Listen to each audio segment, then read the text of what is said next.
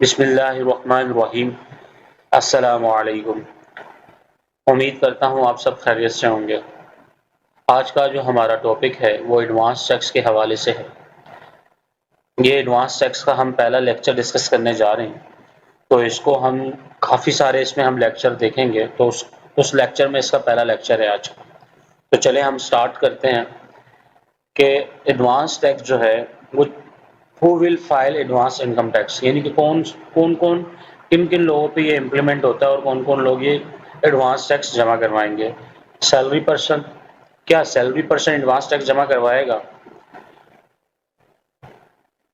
Salary person not submit advance, salary person advance tax जमा नहीं करवाएगा जिसकी इनकम आती हो, रेंटल इनकम हो, प्रॉफिट इनकम हो, डिविडेंड इनकम हो, नेशनल सेविंग सर्टिफिकेट वगैरह हो, तो इसके ऊपर जो है एडवांस इनकम टैक्स इम्प्लीमेंट नहीं होता। ठीक है, पहला तो ये हमारा ये चीज़ क्लियर होगी कि एडवांस टैक्स जो है वो सैलरी पर्सन जमा नहीं करवाएगा जो एफबीआर के अंदर as a salary person registered है।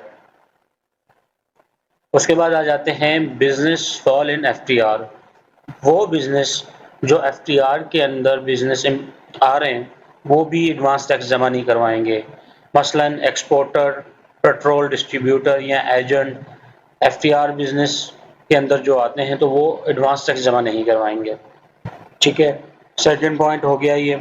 थर्ड पॉइंट में आ जाते हैं हम कि इंडिविजुअल बिजनेस में होलसेलर, मैन्युफैक्चरर, ट्रेडर, इनमें जो नॉर्मल टैक्स रजीम में आते हो या नॉर्मल या मिनिमम टैक्स रजीम जिन पे इम्प्लीमेंट होता हो वो एडवांस टैक्स जमा करवाएंगे। उसके ऊपर भी एक कंडीशन है, जैसा कि आपके सामने ये में लिखा हुआ है, रिटेलर, डिस्ट्रीब्यूटर, होलसेलर। ये क्या लिखा है? If individual business person not exceed and equal to 1 million, अगर वो पूरे साल के अंदर, पिछले एक साल के अंदर अगर उसका बिजनेस 1 मिलियन से ऊपर नहीं गया तो वो एडवांस टैक्स जमा नहीं करवाएगा। अगर कि उसका बिजनेस 1 मिलियन या 1 मिलियन से ऊपर क्रॉस किया हुआ है तो वो एडवांस टैक्स जमा करवाएगा। ठीक है, एडवांस टैक्स जमा वो उस पे एडवांस टैक्स इम्प्लीमेंट होगा, उसको डिपार्टमेंट में अपना एडवांस टैक्स लाजमी जमा करवाना होगा। और उसकी जो लास्ट डेट ऑफ सबमिशन है एवरी क्वार्टर की 15 सितंबर है, 15 दिसंबर है, 15 मार्च है और लास्ट जो है 15 जून है।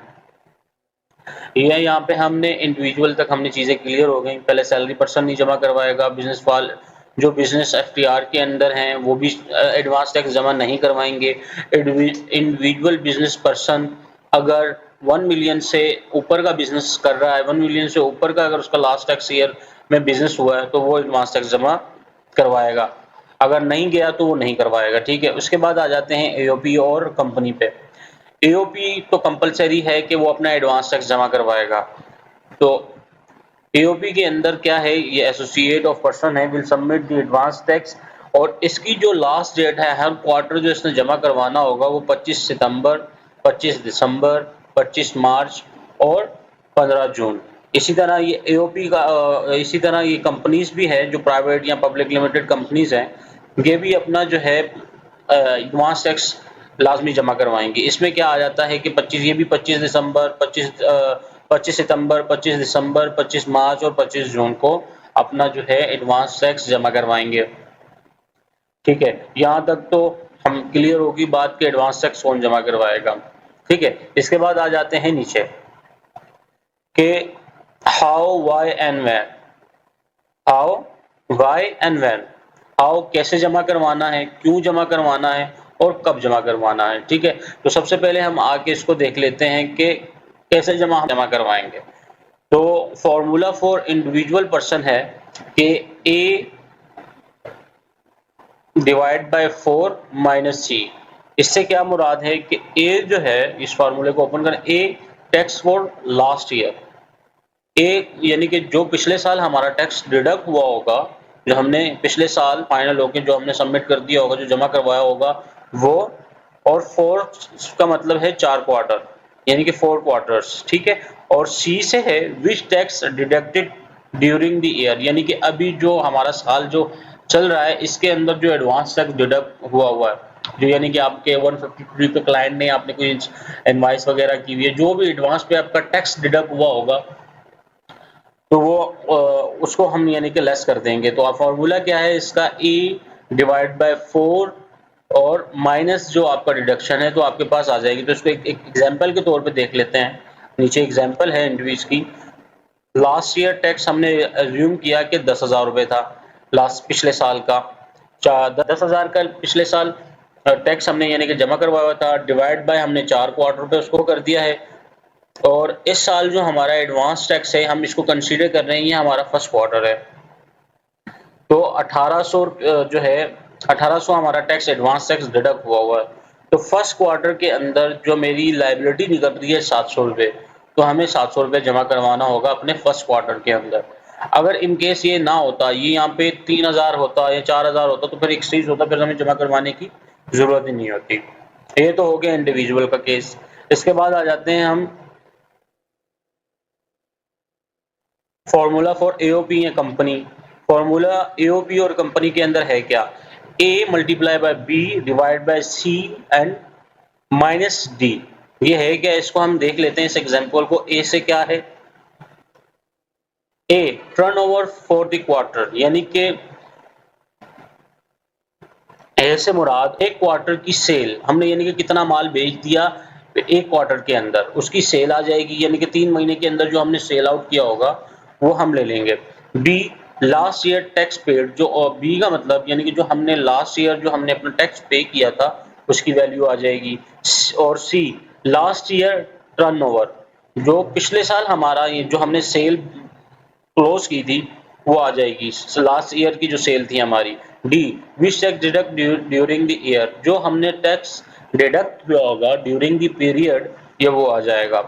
तो फॉर्मूला क्या बना, A turnover for the quarter multiply by B last year tax paid, यानी कि मल्टीप्लाई कर दिया हमने, और सी माइनस कर दिया हमने पिछले साल के टर्नओवर और डिवाइड कर दिया हमने पिछले साल के टर्नओवर से, और माइनस डी इस साल जो हमारा एडवांस टैक्स डिडक्ट हुआ है वो हम माइनस कर देंगे। ठीक है, यहाँ तक तो चीज क्लियर होगी।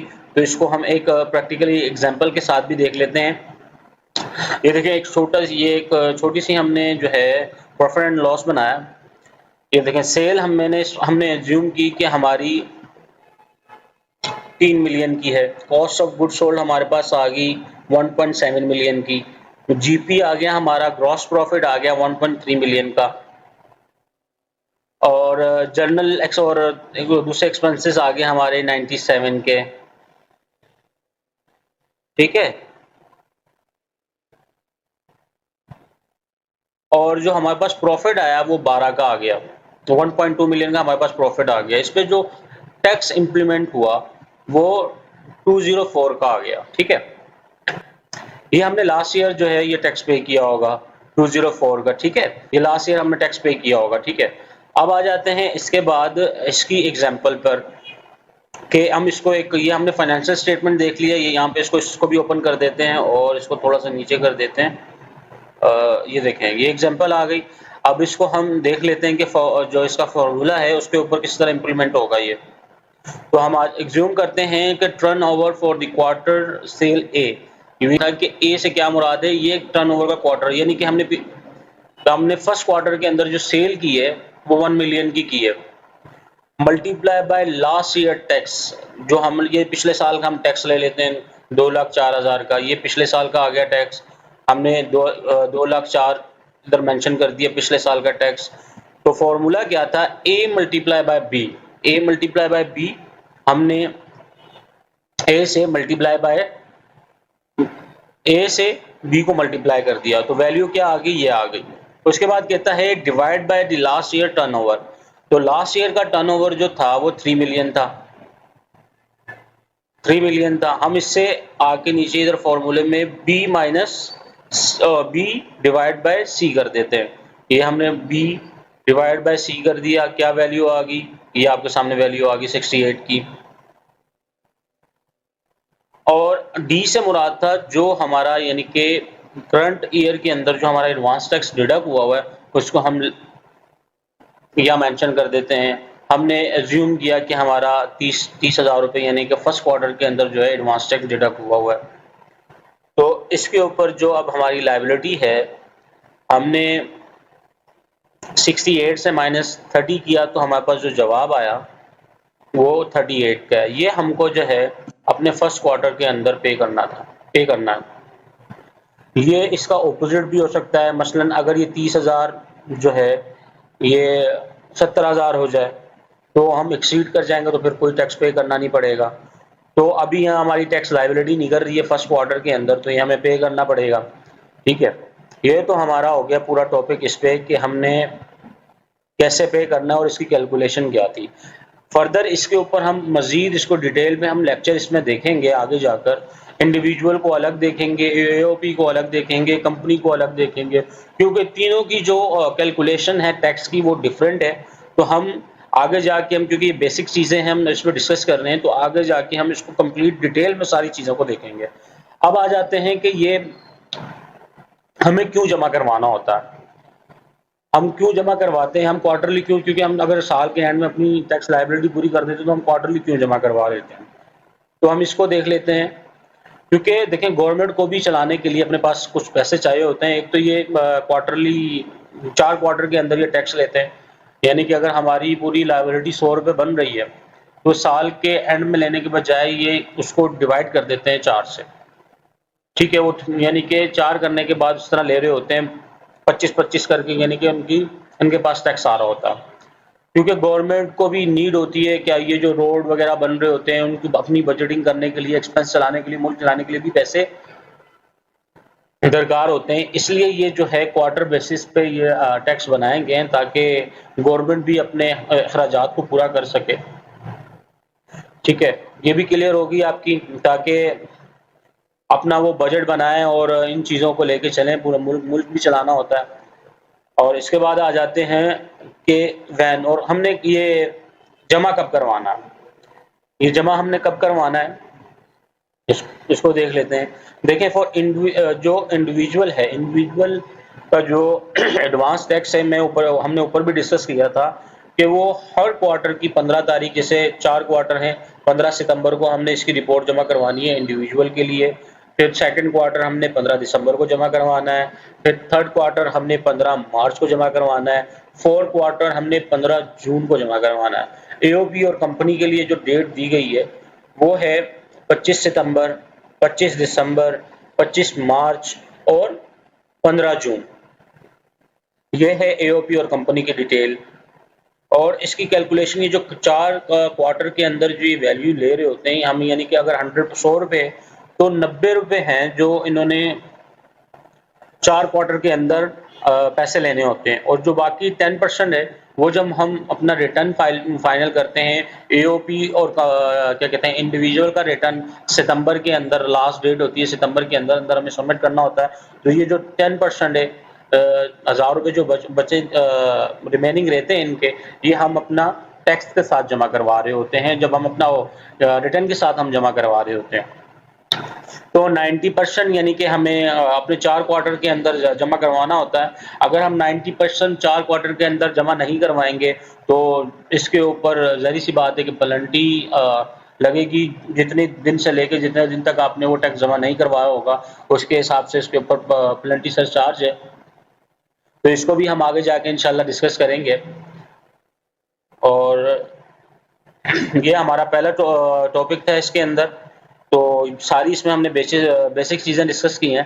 इसके अलावा अगर आपको ये चीज़ें पढ़नी भी हों तो ये इनकम टैक्स ऑर्डिनेंस 2021 अपडेट 30 जून 2021 है।